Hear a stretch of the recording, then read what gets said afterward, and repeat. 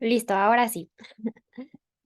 Parece que tenemos dificultades para transmitir, pero bueno, va a quedar grabada, como dijo Ramiro. Y pues bienvenidas, qué bueno que están aquí. Ahora sí veo que ya somos más conectadas. Y me presento, yo soy Camila Campillo, tengo 25 años y soy abogada en Nuestro Futuro. De hecho, también me dedico al litigio climático, al igual que Nora, somos colegas. Entonces, pues me da mucho gusto estar hoy aquí con ella pudiendo explicarles un poco de lo que hacemos. Voy a presentarles a Nora. Nora Esther Cabrera Velasco es licenciada en Derecho por el Tecnológico de Monterrey y maestra en Derecho por la Universidad Nacional Autónoma de México. Cuenta con certificación en Derecho Internacional por la Universidad de San Diego, la Universidad de Florencia, Italia, y asimismo realizó la especialización de secretaria proyectista del Poder Judicial Federal, en donde laboró por más de 7 años. Nora es abogada especializada en justicia climática con enfoque en derecho constitucional. Es cofundadora y directora de Nuestro Futuro AC, organización sin fines de lucro, que promueve litigios climáticos y acompañamiento estratégico para la construcción de la justicia climática en México. Desde 2021, representa a 20 organizaciones y más de 200 jóvenes en una serie de juicios climáticos. Colaboró en la creación del movimiento Jóvenes por Nuestro Futuro para impulsar la transición energética justa. Participó como ponente en el Parlamento Abierto de la Reforma Constitucional en materia eléctrica para hablar de sus implicaciones ambientales y climáticas, y también ha sido parte del acompañamiento y apoyo legal de una de las primeras comunidades desplazadas forzosamente por el cambio climático en México, el Bosque Tabasco. Es profesora de cátedra en el Tecnológico de Monterrey y socia fundadora del despacho especializado en Derecho Constitucional Magaloni Abogadas. Bueno, además es mi amiga y colega, entonces es una persona increíble y ojalá puedan aprender mucho de ella el día de hoy. Bienvenida, Nora.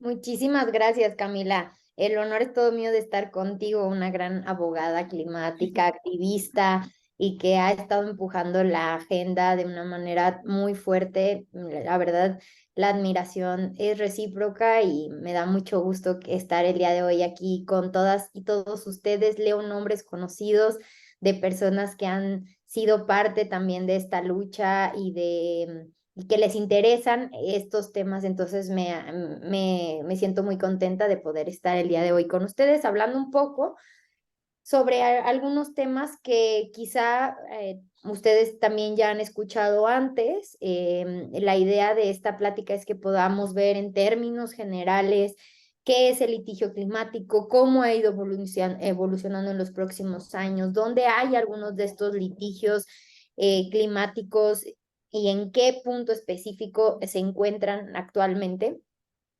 Sobre todo en el mundo, pero también en México, y platicarles un poco de los litigios que estamos llevando desde Nuestro Futuro AC, junto con otras organizaciones y colectivas que también hacen esfuerzos importantes dentro de estas comunidades para que estos litigios pues, sean posibles, ¿no? Entonces, creo que la causa climática solo se puede hablar en colectiva, nunca en individual, entonces es muy bonito poder estar construyendo esta agenda todas y todos juntos el día de hoy.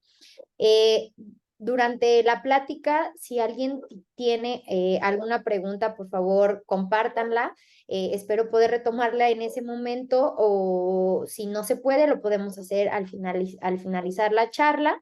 También si tienen algún comentario, es muy importante también conocer esos comentarios. Entonces, estamos aquí para escucharnos de manera recíproca. Sí, la Eh, idea es que sea una charla, informal, que todas ustedes puedan participar y se sientan incluidas. Y solo aquí quiero hacer una pequeña nota, que es que ahorita nos encontramos en el eje de gobernanza climática. Más adelante, conforme Nora exponga, entenderán por qué el litigio climático no forma en sí parte de este eje. Sin embargo, es algo que todavía es muy nuevo, que somos muy pocas asociaciones las que lo estamos haciendo en México y pues todavía no tiene un eje propio en esta cumbre climática juvenil, pero pues todas las organizadoras consideramos que era súper importante incluirlo, aunque sea dentro de este otro eje.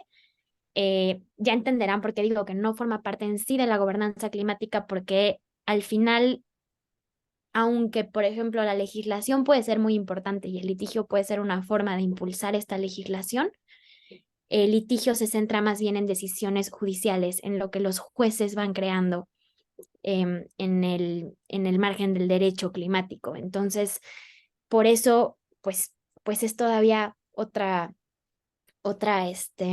rama independiente, pero pues van a ir entendiendo y por eso van a entender cómo también entre todas es algo que apenas estamos formando y por eso es súper importante que hoy esté Nora aquí, pues ella es de las que ha llevado esta agenda desde el principio y de las, pues ahorita principales abogadas climáticas que tenemos, entonces, pues está súper padre y bueno, aprovechemos mucho este tiempo. Perfecto. Entonces, con esa introducción y con esto que bien dice Camila, que la idea es hacerlo una charla, pues siéntanse en toda la libertad. Igualmente, Camila, si quieres comentar algo, ya sabes que siempre todos los comentarios sirven, ¿no? Y pues bueno, eh, vamos a empezar primero entendiendo qué es el litigio climático. Tengo que decirles que es una área del litigio ambiental que va creciendo de manera exponencial en los últimos años. Yo recuerdo que en 2020, cuando empezamos a llevar litigios contra el cambio climático en México, la palabra litigio climático era algo que ni siquiera se utilizaba en el argot jurídico. Hablábamos de litigios ambientales, de juicios de amparo contra ciertas normas, pero no se denominaba como litigios climáticos o litigios de cambio climático o litigios por el clima, ¿no? Estos términos en México se empezaron a acuñar más o menos en el 2020, 2019. En el mundo ya veremos que también han existido durante mucho tiempo, pero se empieza a llamar de esta manera, se empiezan a contabilizar de esta manera, ya hasta fechas mucho más recientes. Entonces, es por eso que es importante de inicio entender qué es un litigio climático y cómo se ha ido conceptualizando el mismo.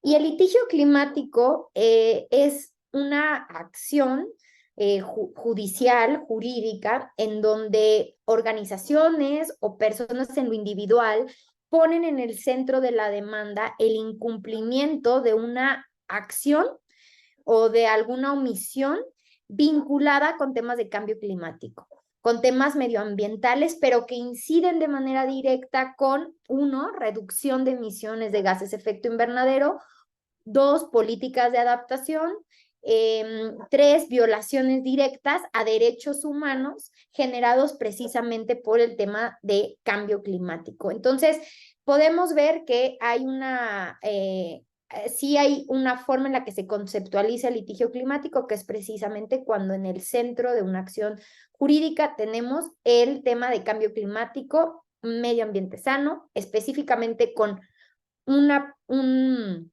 nombre que me gustaría ver de todas y todos los que están conectados, cuántos abogados tenemos, también para ver o personas que estén estudiando derecho, porque para saber más o menos cuál es el enfoque del grupo, si pudieran por ahí poner un emoji, levantar la mano como ya lo hizo Jairo, etcétera, sería muy bueno para darnos una idea de dónde estamos en este término. Nada más veo que Jairo es el que ha levantado la mano, no veo más por ahí, pero bueno, a ver si Cam, tú puedes ver si alguien más pone algún emoji o algo así. Entonces, aquí nos tenemos que quedar con que el litigio climático, cuando hablamos de rendición de cuentas por parte del Estado o de las empresas, nos funciona para poder a través de los tribunales exigir saber qué es lo que está pasando, qué están haciendo y también propiciar a que haya políticas de cambio climático más ambiciosas y también, pues, cuando hablamos de violaciones ya de derechos humanos, cómo el Estado puede reparar el daño ya generado por estas violaciones que están vinculadas a cambio climático. Dicho esto, creo que es importante recalcar algo, que esta frase me gusta mucho porque de verdad lo creo, que el litigio climático es como una revolución de derechos humanos porque implica que el cambio climático va a reconfigurar la forma en la que entendemos los derechos humanos no solamente en México, sino en el mundo, porque lo afecta a todo. Afecta a los derechos civiles, los derechos políticos, económicos, sociales, culturales, ambientales, porque es una visión transversal de una problemática. Es decir, el cambio climático, claro que es medio ambiente sano, pero una vez que el cambio climático evoluciona, como ustedes ya saben que lo está haciendo, afecta de manera directa o indirecta todos los derechos humanos. Esto va a hacer que tenga que cambiar la forma en la que entendemos los derechos humanos y por eso digo que es una revolución, ¿no? De la forma en la que entendemos los derechos fundamentales. Y pues bueno, aquí hay algunos datos que me parece importante que lo sepan y están asociados con lo que les decía en un inicio de la plática. Fíjense este dato. De 1986 a 2014, en todo el mundo había 800 casos que podrían llamársele litigios climáticos, aunque estaban vinculados en muchas ocasiones a temas ambientales o de contaminación, etcétera, pero ya tenían algún rasgo vinculado a mitigación de gases de efecto invernadero o adaptación al cambio Nora, climático. perdón que te interrumpa, es que me dicen que no se están moviendo las diapositivas. Vemos la primera nada más. ¿Nada más ven la primera? Ujú. A ver, déjenme intentar. ¿Ahí lo ven? ¿Ven que cambia? No. No, tampoco. Ok, vamos a ver si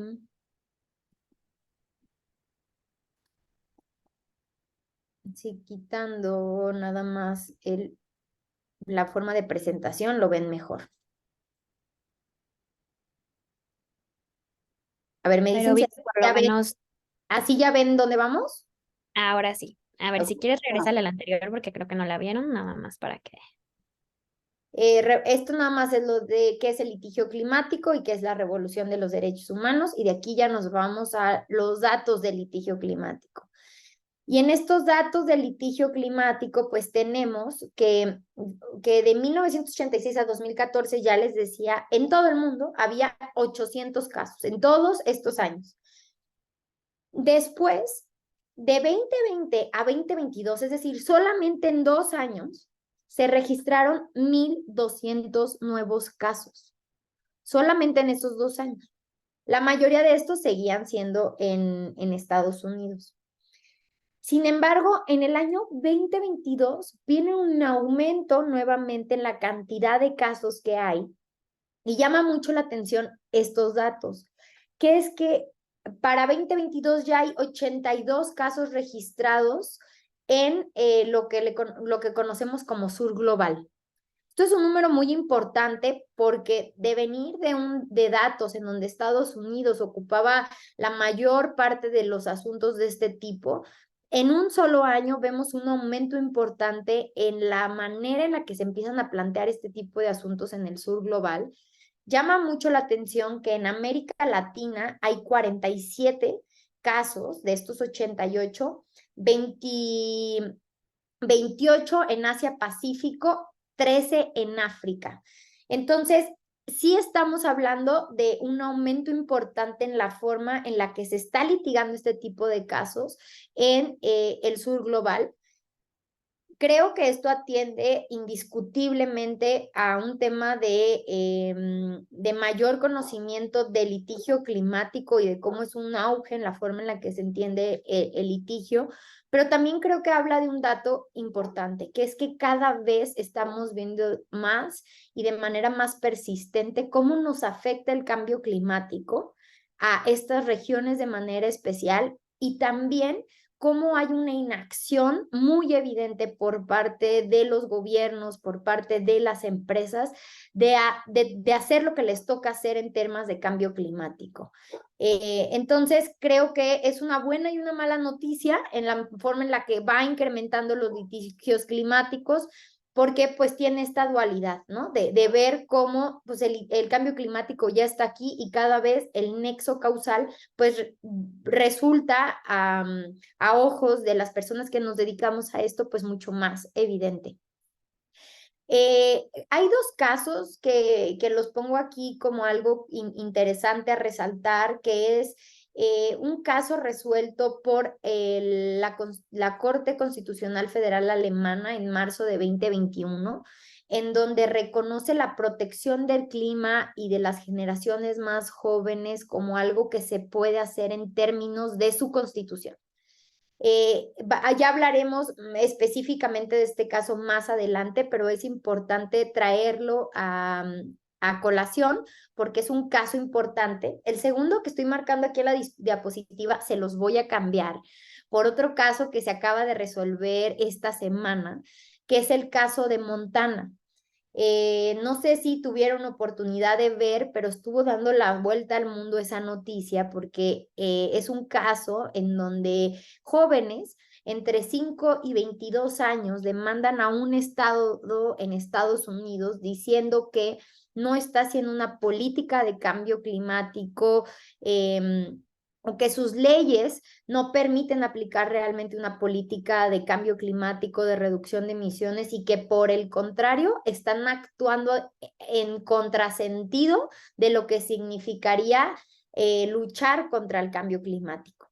Y por primera vez en Estados Unidos, porque ya hay otros litigios, pero esta es la primera sentencia, una jueza, porque fue una mujer, una jueza, resuelve que estos jóvenes tienen razón, que son inconstitucionales, que van en contra de la constitución de este estado de Montana, todas esas leyes que dicen que no hay que tomar en consideración el tema climático como parte fundamental para aprobar sus proyectos energéticos o sus proyectos de infraestructura. Es una sentencia realmente interesante, alentadora, porque la jueza encuentra estos vínculos entre cómo estos jóvenes viven las afectaciones al cambio climático de una manera desproporcional en este momento y también lo vincula con lo que dicen las y los científicos sobre cómo en el tiempo van a seguir siendo las y los más afectados, ¿no? También en una diapositiva más adelante vamos a retomar esta parte de cómo hace este análisis la jueza y cómo también hay otros periciales en donde se analiza este factor de la edad. Hay otro caso porque normalmente me dicen, oye, Nora, siempre hablamos de los estados, de lo que están haciendo mal los gobiernos, pero pues, ¿qué pasa con las empresas? Las empresas también son altas generadoras de emisiones, también tienen una política que no contribuye a hacer frente a la crisis climática y es cierto. Hay empresas que son las que pues son responsables de una cantidad muy importante de las emisiones que sufrimos. Es el caso, por ejemplo, de Shell.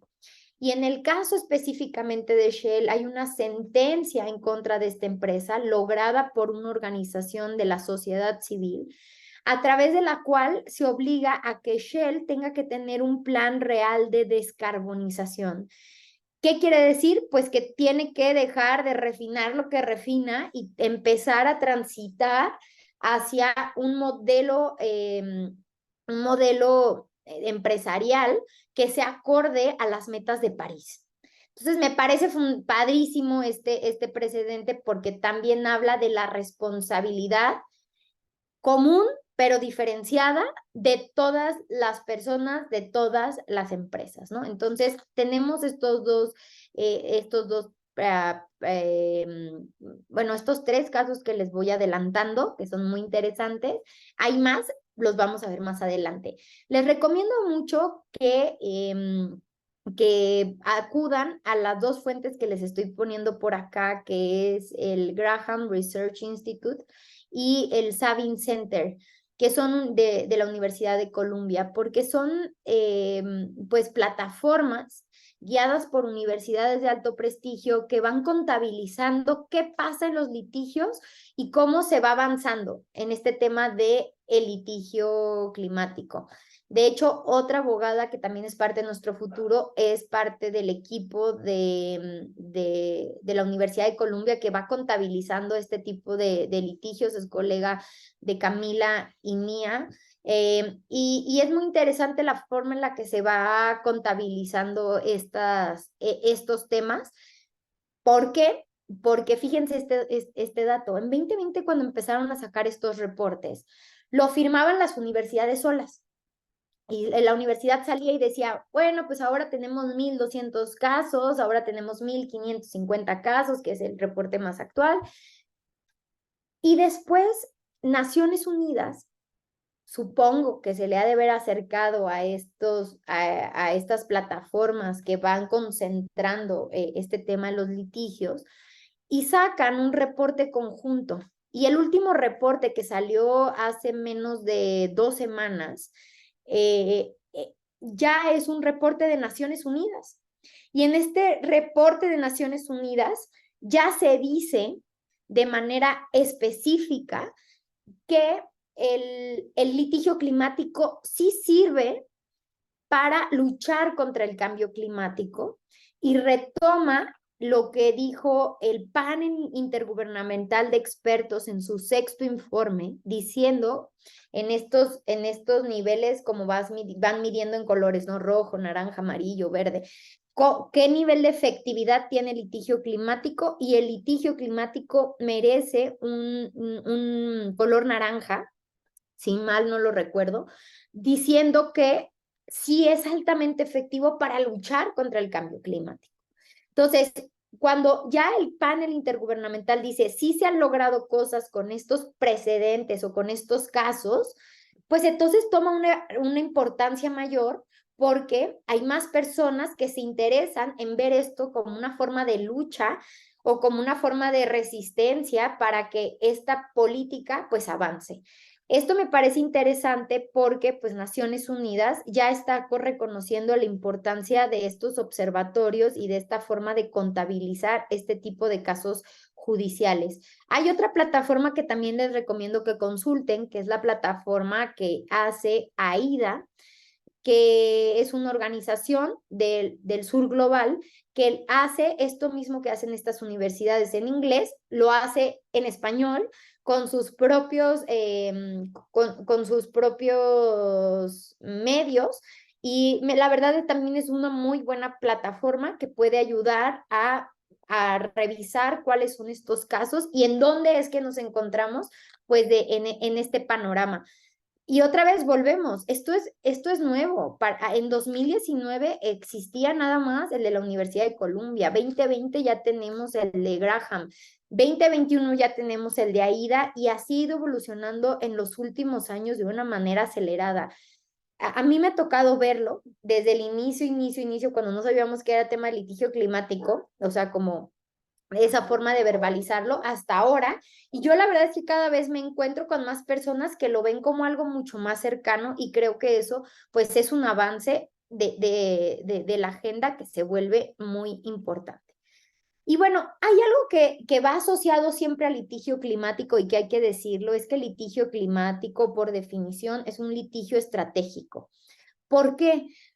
Porque el litigio climático busca cambios sistémicos. Es algo que siempre termina repercutiendo en diferentes áreas. Por eso es que es muy importante que el litigio climático pues se vea desde este lugar en donde se construye desde una pedagogía colectiva, se construye desde que todo mundo vamos definiendo qué entendemos por este concepto, vamos defendiendo y abrazando el caso, ¿no? Entonces, es importante decir esto. ¿Y qué es el litigio climático? Pues son aquellos casos que son llevados a juicio con el fin de crear cambios amplios en la sociedad.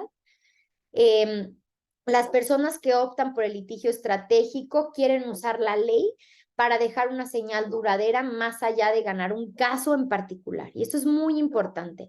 Cuando se apuesta por un litigio climático, no se apuesta únicamente porque esos 200 jóvenes sean a quienes se les reconozca o que se debe anular una ley, sino que se presenta ese caso para que toda una comunidad se vea beneficiada de ese cambio sistémico que ese único caso representan. Y aquí es importante para las y los que no son abogados explicarles un poco lo que significan los litigios constitucionales en términos de política pública. Y los litigios climáticos, o el litigio estratégico por definición, es algo que es contramayoritario. Es decir, si existiera un consenso en que esto es importante y existiera una política pública o una política privada, en el caso de las empresas, que avanzara sola, sin necesidad de empujarla, entonces no sería necesario este tipo de litigios. Son importantes porque la agenda climática, la agenda de mitigación de GI, la agenda de adaptación al cambio climático no son mayoritarias ni prioritarias. Por eso es que el litigio funciona para que una minoría diga, hey, esto es importante, tribunales, ¿qué vamos a hacer? Tribunal obliga a las autoridades a que hagan lo que les corresponde hacer en términos de la Constitución, de los tratados internacionales o de las leyes. Por eso es que es muy importante como dejar esta parte muy clara de cómo el litigio climático es una forma de avanzar una agenda. Por eso es que de inicio les comentaba, bueno, al final el litigio climático es una forma de pedir cuentas también, porque si no nos rinden cuentas de la forma en la que debería de hacerlo la autoridad, pues tenemos que encontrar otros mecanismos y esos otros mecanismos pues se vuelve precisamente el litigio climático. Por eso es que mucha gente dice que litigio climático significa, bueno, no sé si mucha gente, pero se lo he escuchado a un par de personas, que el litigio climático pasó de ser de una exigencia de las calles a los tribunales. Es decir, había mucho, oigan, hay que hacer esto, sobre todo en Europa y en otras partes en donde el cambio climático es una agenda que se vuelve cada vez más relevante, pues exigían a los políticos, no hacían nada, exigían, no hacían nada, y de repente vienen los litigios y el litigio le dice, oye, tienes que hacer esto, pues la gente lo ve como una forma eficaz de exigir, ¿no?, el cumplimiento de estos consensos internacionales. ¿Qué dicen los tribunales en el mundo? Bueno, esta agenda en el mundo ha sido y cada vez crece más. Y creo que hay algo que es muy importante decirlo. Desde 1990 más o menos que empiezan los paneles intergubernamentales de cambio climático, pues se discute, ¿no? ¿Cómo lo vamos a hacer exigible? ¿Qué es el cambio climático? ¿Quién tiene la culpa? ¿Cómo funciona, no? Y en la COP21, que es la COP que se llevó a cabo en París, llega un consenso en el que dice, a ver, ya no podemos como solo seguir discutiendo de esto así, de manera abstracta. Obviamente tras negociaciones previas muy importantes. Tenemos que establecer, pues, cuál es nuestra meta, o sea, ¿a qué le estamos tirando con esto? Y entonces, lo que llega a ser el consenso es, a ver, lo que nunca había pasado en la historia de la humanidad es que tuviéramos que discutir cuál es un clima habitable, cuál es un clima seguro. Es decir, cuál es ese punto de inflexión en el que si sobrepasamos ese nivel de aumento de la temperatura, pues nos vamos, o sea, a afectar en todos los sentidos. Y ahí fue cuando llegan al consenso de un clima seguro es que no aumente la temperatura de la Tierra más de 1.5 grados centígrados, máximo 2 grados centígrados, ¿no? Y de ahí tomamos ese 2 grados centígrados, que ahora es la bandera de cuánto es lo que no tenemos que aumentar de la temperatura de la Tierra. Pero fíjense cómo este tema de clima seguro, clima sostenible o clima habitable viene de un tratado internacional. Es decir, sí hay una fuente legal de exigencia del derecho que define ya qué es un clima seguro. Entonces, ya hay tribunales en otras partes del mundo que empiezan a interpretar al amparo de este tratado internacional, pues, ¿qué contenido le vamos a dar a ese concepto clima seguro? Y pues, ¿qué están diciendo los tribunales en el mundo? Muchos supremos tribunales, no solamente en México, pues hablan de lo que significan estas crisis ambientales. Recordemos que estamos viviendo 3 crisis ambientales importantes, que es la crisis del cambio climático, que es de la que hablamos de manera muy que hablamos más y que impacta todo lo demás, pero también tenemos la crisis de pérdida de biodiversidad, la crisis de contaminación, y estas 3 crisis ambientales, estas 3 crisis globales que estamos viviendo, pues se viven al amparo de 3 grandes transiciones, ¿no? La transición energética, la transición alimentaria y la transición de los suelos. Entonces, estamos viviendo un momento de transformación. Es necesario que los tribunales, en el contexto de ese contexto de transformación y de crisis, pues tengan que pronunciarse sobre cómo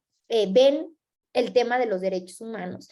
Y me gusta mucho esta frase que se dice en una sentencia, que dice: la protección del medio ambiente es una parte vital de la doctrina contemporánea de los derechos humanos, porque es obligatoria para numerosos derechos humanos como el derecho a la salud y el derecho mismo a la vida. El daño al medio ambiente puede afectar y socavar todos los derechos humanos consagrados en la Declaración Universal y otros instrumentos de derechos humanos. Y a esta visión se le llama en algún lugar la ecologización de los derechos. Y entonces hablamos de cómo el medio ambiente se vuelve esta parte central desde donde entendemos los derechos humanos.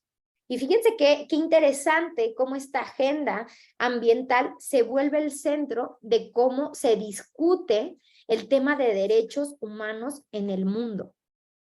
Y aquí es donde me parece muy interesante como entender que esta agenda del litigio climático, esta agenda del derecho del cambio climático, esta agenda del derecho ambiental en su vertiente muy específica de clima seguro, es importante para todas las personas que están en el tema de cambio climático. ¿Por qué? Porque tenemos que entender cómo se entienden los derechos humanos desde esta visión. Porque si no, ¿cómo vamos a hablar de gobernanza? Porque si no, ¿cómo vamos a hablar de hacer exigible, ¿no? Todos estos temas? Si no entendemos la revolución que implica en tema de derechos humanos, entenderlo desde la perspectiva de justicia climática.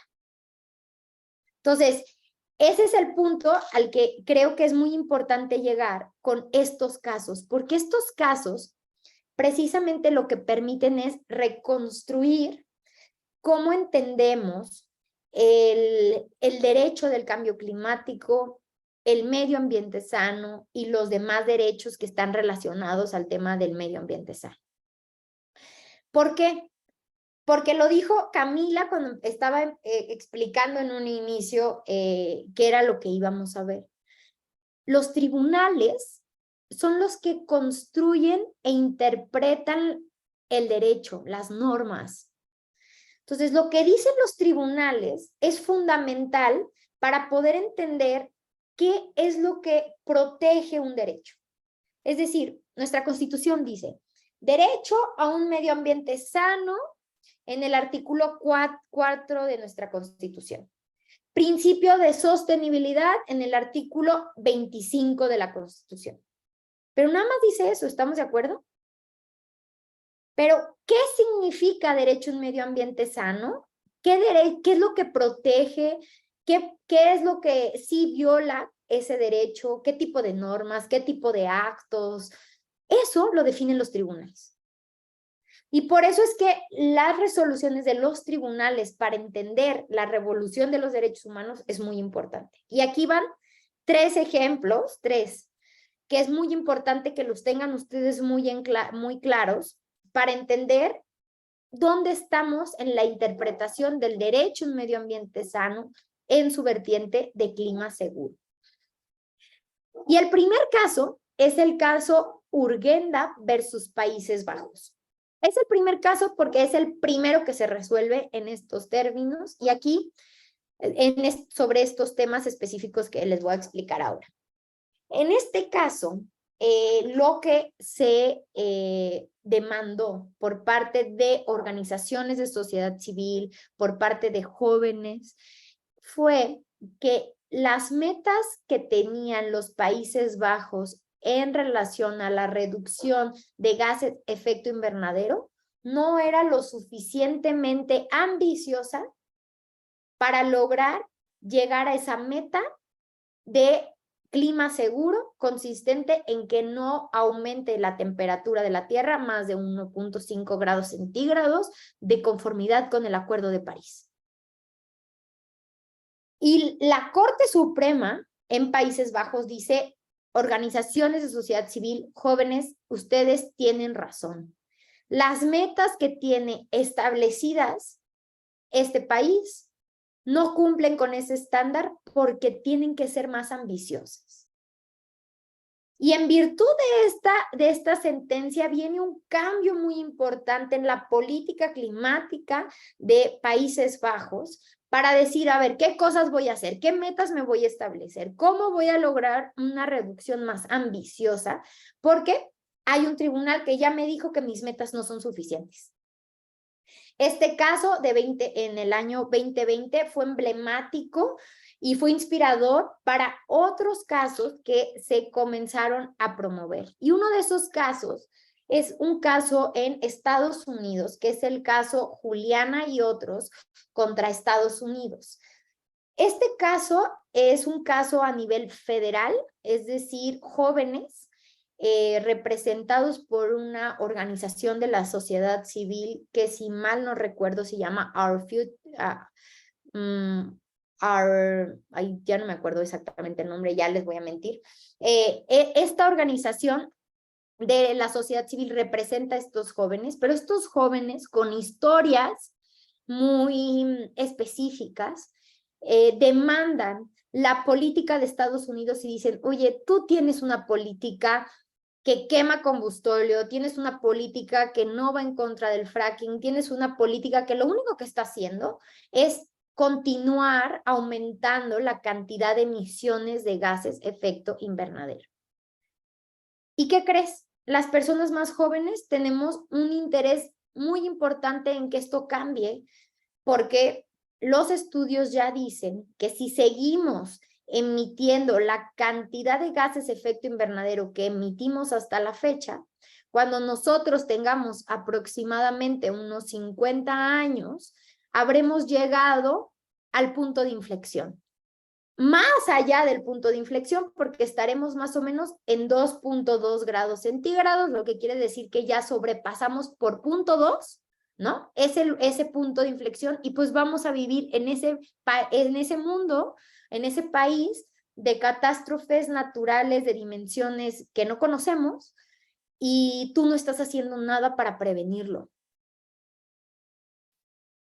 Esta demanda, de inicio, los juzgados dicen, oye, esto no tienes, en Estados Unidos le llaman standing, en México le llamamos interés legítimo, no puedes demandar esto, y este asunto actualmente está en la Corte Suprema de Estados Unidos pendiente de resolución. Pero hay una buena noticia en esta estrategia de litigio, porque esta organización, que a ver, Cam, si tú te acuerdas cómo se llama, para hacerle bien la promoción. Creo que son Future Generations. Bueno, esa es la organización, si no, ahorita les pasamos para que vean el trabajo que están haciendo un trabajo muy interesante. Presentaron no solamente esta demanda, sino presentaron otras demandas en los estados, porque pues en Estados Unidos ustedes sabrán que el federalismo funciona de una manera diferente, es decir, allá cada estado funciona de una manera muy autónoma y tienen constituciones que per se funcionan de manera independiente, y entonces a nivel estados presentaron una serie de juicios, y uno de ellos es el caso Montana, que fue el que les cambié en la presentación 1 y que les dije, vamos a hablar de este caso, porque es un caso muy interesante e importante, porque Estados Unidos, siendo el segundo emisor en el mundo de más gases de efecto invernadero, por primera vez una juez de un estado dice, oye, sí tenemos que hacer las cosas diferentes. Entonces, creo que eso es muy importante ponerlo en contexto y pues ver qué es lo que va a pasar con este otro caso que promueven las y los mismos abogados del caso Juliana y que pues ahí está pendiente de resolverse. Y el tercer caso que les traigo es el caso que promovimos hace 3 años, hace ya prácticamente 3 años. Diversas organizaciones de sociedad civil, todas con un enfoque en equidad intergeneracional, es decir, en jóvenes, promovimos 2 juicios de amparo indirecto. Estos 2 juicios de amparo indirecto fueron en contra de la reforma a una ley que frenó la transición energética en el sector eléctrico y abandonó la idea de construir una transición energética justa. Es decir, se concentró en privilegiar a una empresa, que en este caso fue la CFE, y olvidó todo lo demás que significa un tema de transición energética, ¿no? Entonces, varias organizaciones de sociedad civil presentamos una demanda en donde decíamos, oye, esa política es regresiva. No podemos estar hablando de prender las plantas de combustóleo, generar un tema de contaminación importante, pero más allá del tema de contaminación que claro que es importante, ¿qué va a pasar con el tema de transición energética en el sector eléctrico?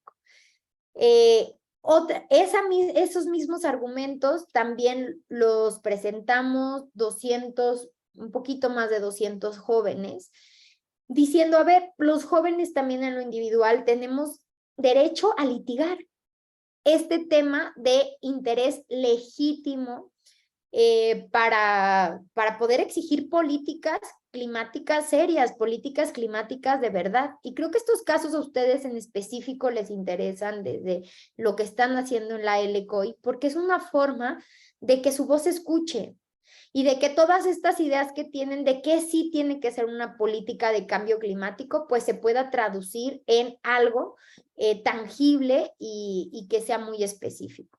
Y aquí es donde están estos litigios que se presentaron aquí en México, que los pueden consultar en el reporte de Naciones Unidas como Nuestros Derechos al Futuro y otros versus México, o caso Julia Habana y otros contra Estados Unidos. También pueden escuchar el podcast que hay sobre este caso, que está en las plataformas de Spotify y otras, y ahí pueden escuchar más de qué es de lo que se trata estos litigios, que la verdad es que van a hacer historia en México porque van a ser los primeros en donde pues se puede resolver bajo el principio de equidad intergeneracional estos temas. Y aquí les voy a poner esta tablita ya para no aburrirlos más con este tema que me parece muy importante. Esta tabla nos la hizo Sir Bob Watson, que fue presidente del panel intergubernamental de expertos de cambio climático en uno de estos 2 litigios que les platicaba.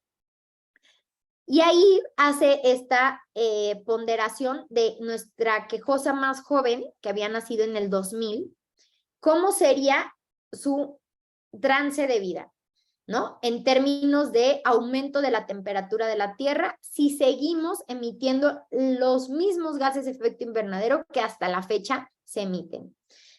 Y vean qué alarmante, o sea, qué importante, porque dice que si esta quejosa que nació en el 2000, cuando tenga 20 años, que es al 2020, habrá un aumento de la temperatura de la Tierra de 1.25 grados, que ahí es donde estamos ahorita, ¿no? Para cuando tenga 40 años, el rango de aumento de la temperatura de la Tierra será de 1.7 grados o 2 grados centígrados. Es decir, cuando tenga 40 años, el doble de la edad más o menos actual, habrá ya pasado el planeta ese punto de inflexión y el que los científicos insisten, no podemos pasar, no podemos pasar, no podemos pasar. Cuando tenga 60 años, ya estaremos hablando de un aumento de 2.2 grados centígrados y a los 80 años de 2.6. Pero a mí lo que me parece muy importante ver de este cuadro es la segunda cifra después del conservador, porque ahí es donde se ve que no sabemos hasta qué tanto puede aumentar una vez que pasa el número el grado de inflexión. Fíjense cómo estamos de 2.6 a 4.1 grados. Esto es lo que tenemos que luchar, ¿no? Porque esto no pasa. Porque las reducciones de emisiones de gases de efecto invernadero de verdad se frenen.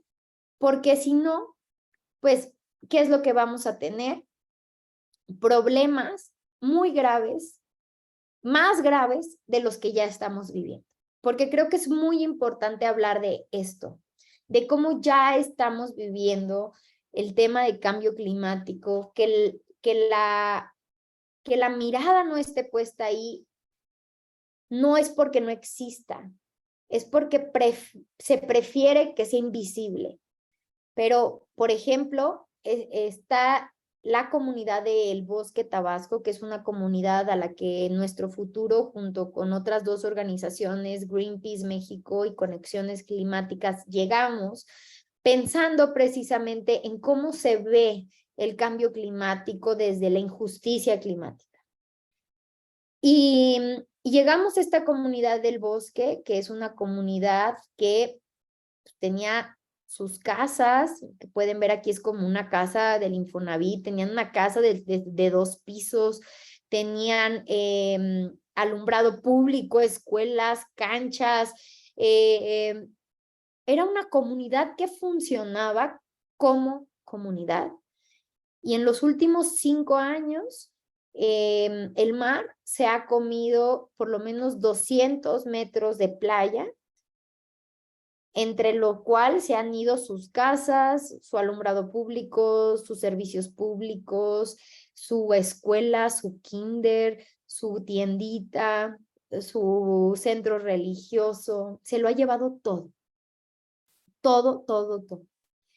Y esta comunidad sigue siendo una comunidad olvidada, la cual ha exigido una reubicación justa. Desde nuestro futuro les hemos acompañado en ese proceso y no hay respuesta aún.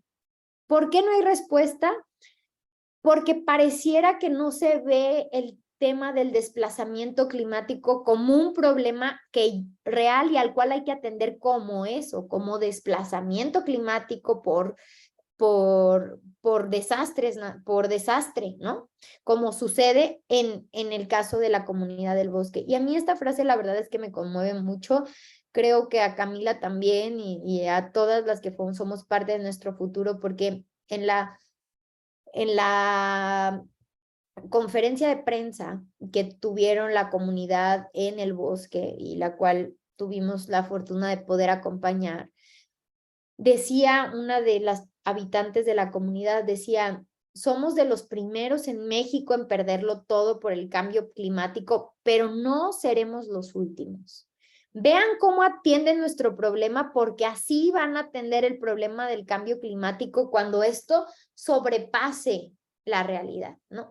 Y entonces es como ver este lugar en donde los litigios hablan de esto que puede pasar, ¿no? Y de cómo es el interés de las generaciones más jóvenes impulsar un tema de política climática real, pero también de litigios y de casos que ya hablan de violaciones de derechos humanos, que ya hablan de una atención necesaria porque ya están sufriendo lo catastrófico que es el cambio climático. Entonces tenemos estos lugares de demanda judicial en donde no solamente hablamos de qué es lo que va a pasar, sino cuáles son esos derechos humanos, pues que ya se violaron, y que necesitamos que se reparen de alguna manera. Y por ahí veía que parte de la agenda del LECOI es precisamente el tema de pérdidas y daños, el tema de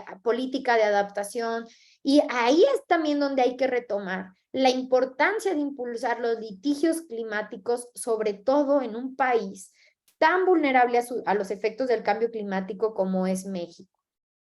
no olvidemos que el tema de la injusticia climática es precisamente que es un multiplicador de la pobreza, es un multiplicador de la desigualdad, es un multiplicador de las violaciones de derechos humanos. Entonces, no podemos hablar de la agenda de igualdad, no podemos hablar de una agenda en donde haya una verdadera interseccionalidad si no hablamos de cómo vamos a enfrentar el cambio climático desde una perspectiva de justicia. Entonces, creo que eso es como el mensaje que a mí me gustaría compartirles. Los minutos que quedan, si es que todavía tuviéramos algunos, me encantaría que fueran, si hay alguna pregunta, algún comentario o algo en lo que quisieran que platicáramos. Muchas gracias. Muchísimas gracias, Nora. Seguramente sí va a haber varias preguntas. Nada más quiero aquí hacerles pues un comentario muy breve sobre que de verdad escuchen el podcast. Creo que el podcast, la verdad, quedó muy, muy bien hecho. Y por lo menos a mí, cuando empecé a formar parte del movimiento, fue cuando llegué a él y pues es muy conmovedor y además es muy ilustrativo y creo que les va a ayudar pues a entender el contexto actual del litigio climático en México, además de pues entender este caso que es muy interesante y que esperemos que marque historia. Y ahora sí, pues esperamos sus preguntas. Veo aquí muchos comentarios muy favorables, qué bueno que les gustó la ponencia y me da gusto leerlas tan entusiasmadas y tan interesadas.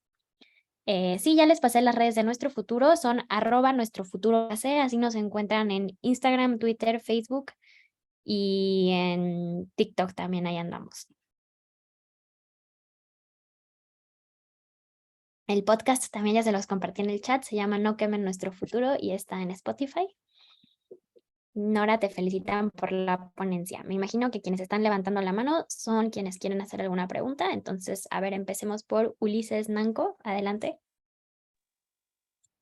Hola, buenas tardes. De antemano, muchas gracias por la información que nos acabas de dar. Creo que fue muy genial.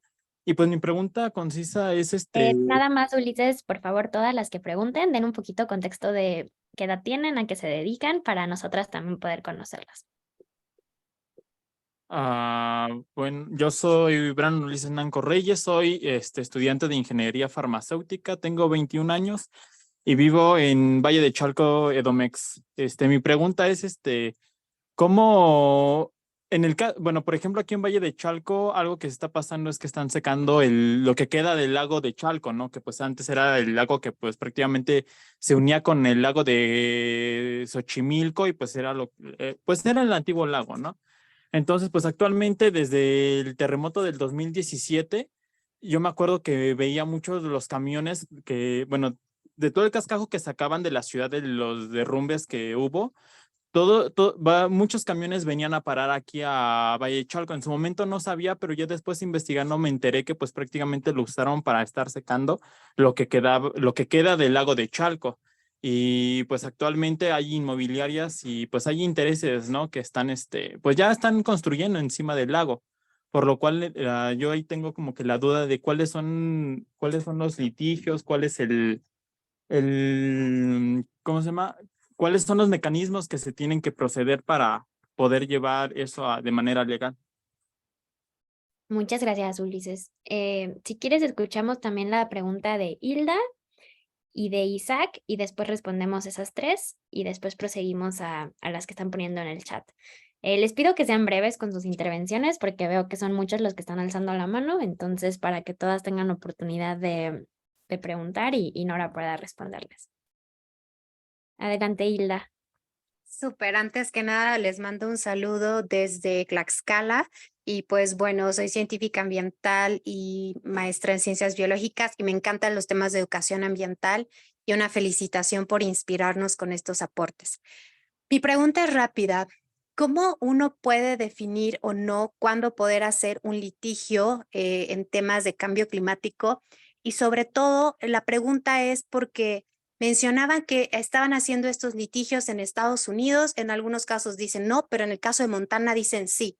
¿no? A las juventudes, a las niñez les dicen, o sea, si es como favorable, y en este sentido que nos puedas como comentar cuáles serían algunos puntos básicos que mencionas que temas de cambio climático tiene que ver con derechos, sin duda, es algo inherente, pero en este caso, por ejemplo, creo que nos podrías dar como unos tips o consejos, yo creo que sería increíble para decir, bueno, tiene tal punto, pues sí, necesitamos impulsar, hacer algo legal para que mi autoridad sea más ambiciosa, ¿no? Porque eso creo que es el punto crítico y de inflexión de cambio climático, que no es solo una persona, sino pensar en mi comunidad o en mi estado o lo que mencionabas en el país, ¿no? Y que me voló la cabeza lo que decías, pues que ya existen este tipo de litigios en México y que estamos viviendo las consecuencias y vivimos en un estado que es miope en este sentido y me preocupa muchísimo.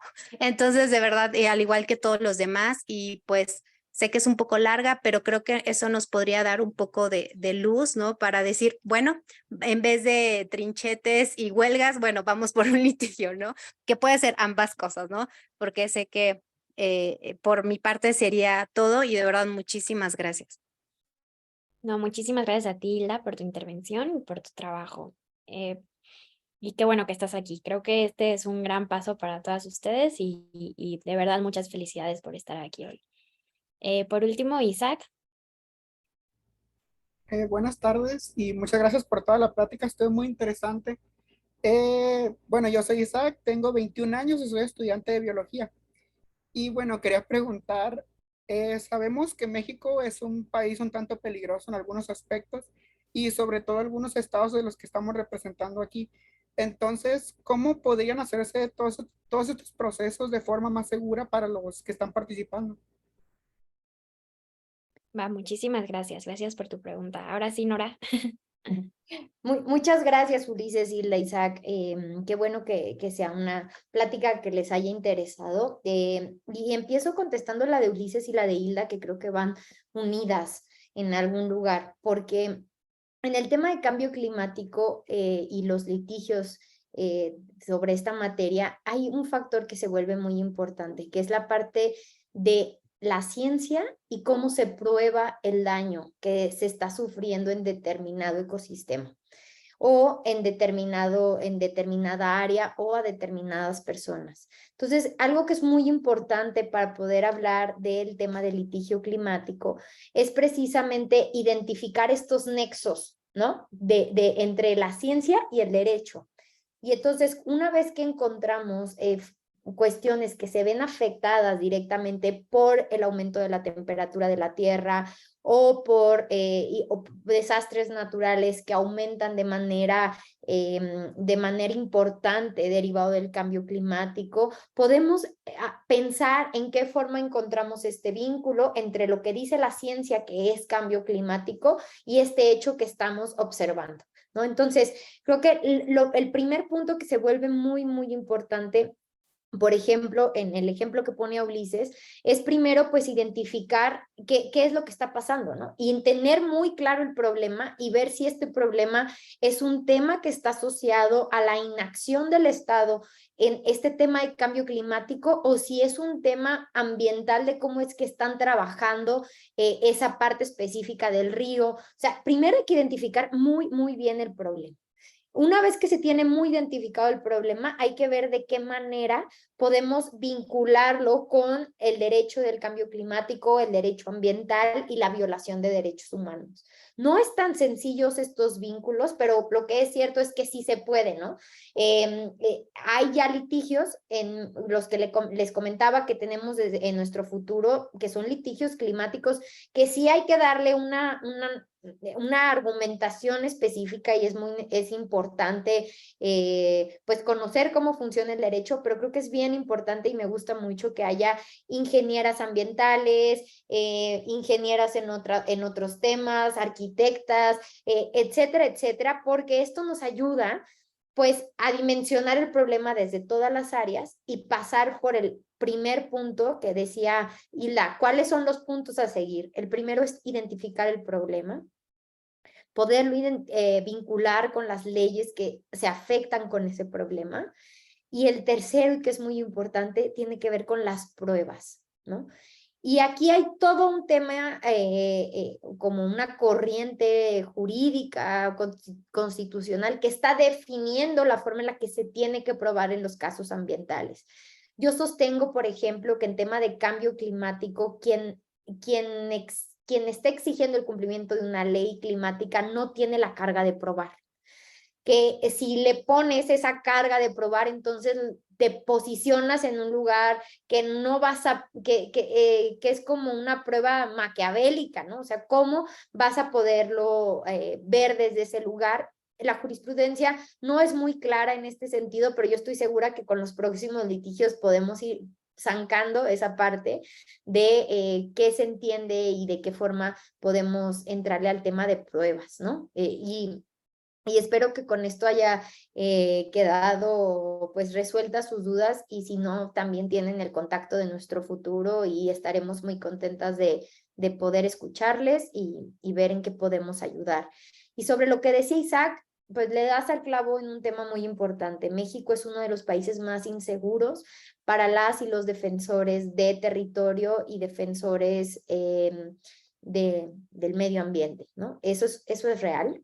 Ya nos hemos enfrentado a esto en casos en donde se acercan a nosotros diciendo, estamos amenazadas, estamos queriendo defender este lugar, pero pues no está tan sencillo. O sea, estamos en ese lugar complicado.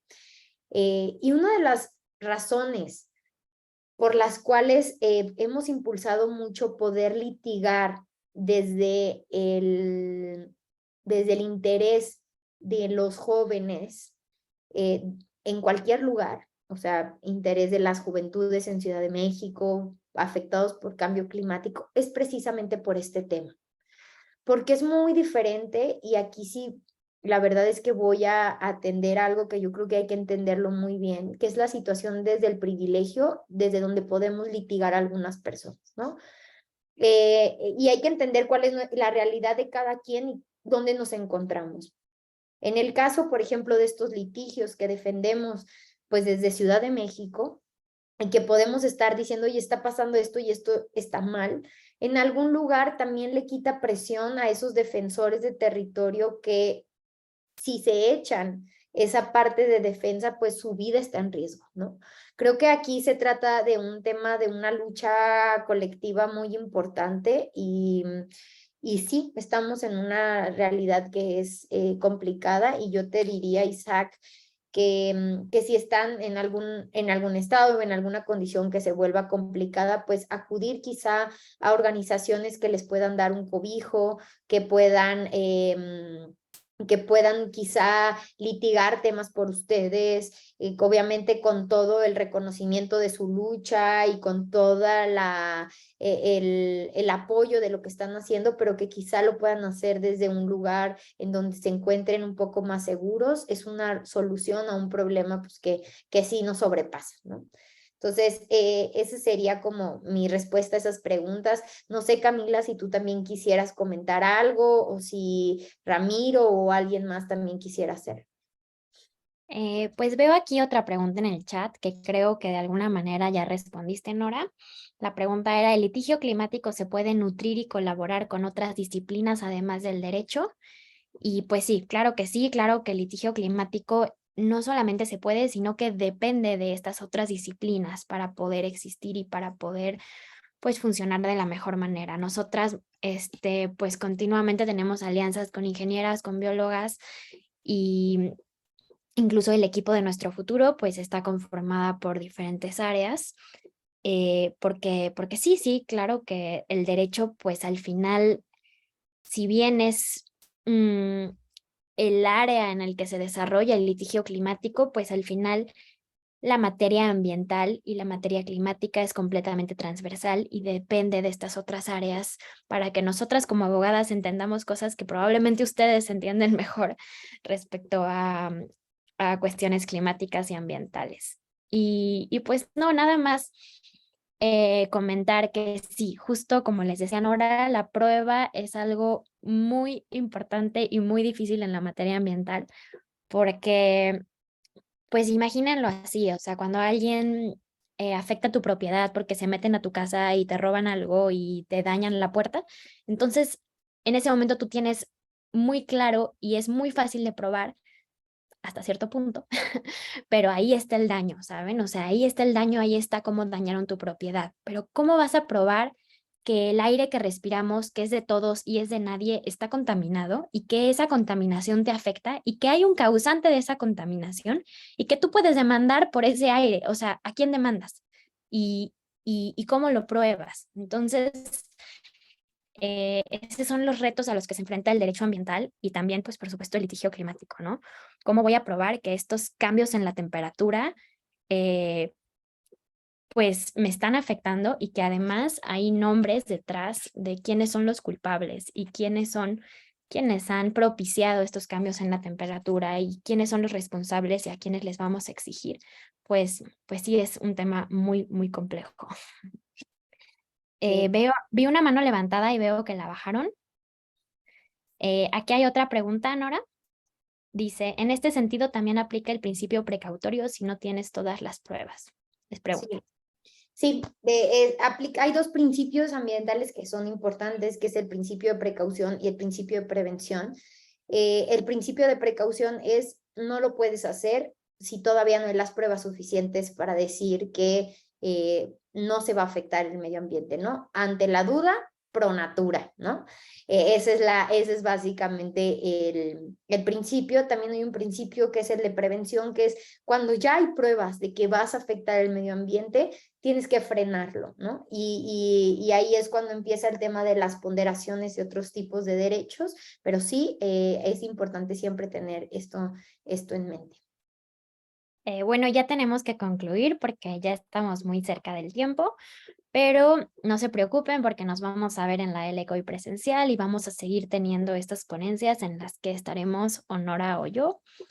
Y pues al final estamos cerca de ustedes mediante nuestras redes. Les acabo de enviar también aquí por el chat el link a a otro chat de WhatsApp, que es el chat de nuestro futuro, en donde también podemos tener pues un contacto más directo y en donde normalmente avisamos como qué actividades hay o qué estamos organizando o en qué necesitamos su apoyo en ese momento. A veces estamos pues recolectando firmas o tenemos campañas digitales en las que será un gusto que participen quienes no están en la Ciudad de México. Y, pues nada, muchísimas gracias Nora por estar aquí y muchísimas gracias a todas las que se conectaron y ojalá hayan disfrutado de esta tertulia. Y, espero que no tengan muchas más dudas, pero bueno, ya las iremos resolviendo a lo largo de la Cumbre Climática Juvenil. Veo que aquí está Iván, que también es de los organizadores. No sé si él quiere decir algo y si Nora quiere cerrar con alguna otra participación.